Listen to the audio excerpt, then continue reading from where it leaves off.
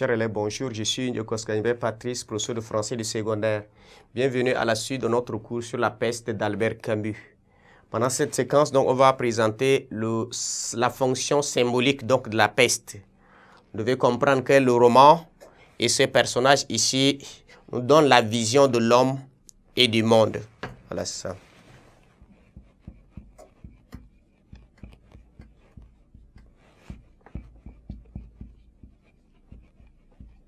De l'homme et du monde. Voilà, c'est ça. Vision de l'homme et du monde. Et on peut se poser comme problématique en quoi ce fléau-là qui s'abat sur la ville d'Oran est-il révélateur du regard que porte Albert Camus sur l'homme et le monde. Voilà, c'est ça ce qu'on va se demander. Et en analysant donc l'œuvre en tant que telle, la dimension, disons, allégorique et métaphorique de la peste. Dans le roman, nous distinguerons donc ici 3 points. Nous avons la dimension métaphysique, la dimension religieuse et la dimension historique. La dimension métaphysique ici, la peste ici se présente comme allégorie de la condition humaine. On parle de la condition humaine, voilà c'est ça. Condition humaine, ici. Condition de l'homme de manière générale. Et donc les habitants d'Oran ici renvoient donc à l'homme en général, à tout homme. Ce n'est pas seulement que cette population. Tout homme qui est susceptible à tomber sous le coup des fléaux et autres. Et la ville d'Oran ici représente toute ville moderne, microcosme représentant le monde entier. Et la peste qui touche l'homme ici est représentation de l'absurdité de la condition humaine. Notre vie est fragile. Elle est exposée donc à toute intempérie possible. Et donc la peste ici, c'est le symbole du mal qui est dans l'homme. C'est-à-dire l'homme est loup pour l'homme. C'est-à-dire l'homme peut faire du mal aussi à son frère. Voilà, c'est ça. Et l'homme est naturellement mauvais. C'est ce qui est représenté, la peste ici. Et donc la peste ici, c'est le symbole de l'homme meurtrier. C'est-à-dire c'est l'homme meurtrier volontairement. Ceux qui, par leur désir, ils font du mal aux autres. Ils tuent. Et il y a des gens qui sont meurtriers malgré eux. Il y a des gens qui sont des meurtriers inconscients. Il y a des gens qui sont des meurtriers raisonnables. Et les gens qui sont des meurtriers innocents. Et dans l'œuvre ici, Tarot va dire que ce qui est naturel, c'est le microbe. Le reste, chez nous. Parce que c'est nous qui transportons le microbe à l'autre. Le microbe ne se déplace pas.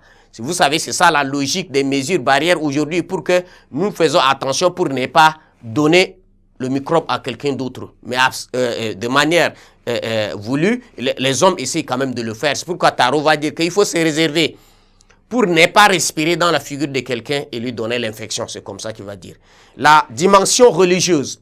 C'est-à-dire, au niveau de la dimension religieuse, nous retenons donc 2 idées principales. On prend peste comme châtiment divin pour l'impiété de l'homme.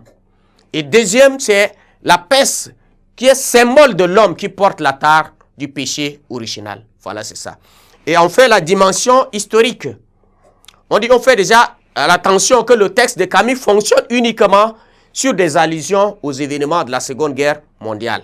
Donc rien ne permet au lecteur d'affirmer de manière péremptoire que la peste représente le nazisme. Il s'agit d'une interprétation parmi d'autres. La peste ici, on dit peste brune. De la peste brune. Peste brune. Ici. Et donc on parle de nazisme qui s'abat sur l'Europe.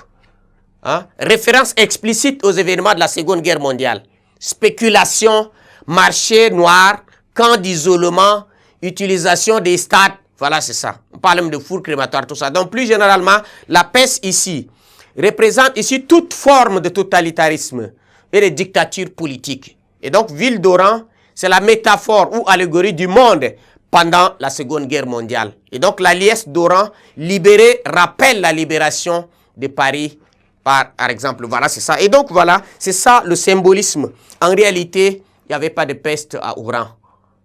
Peste à Oran.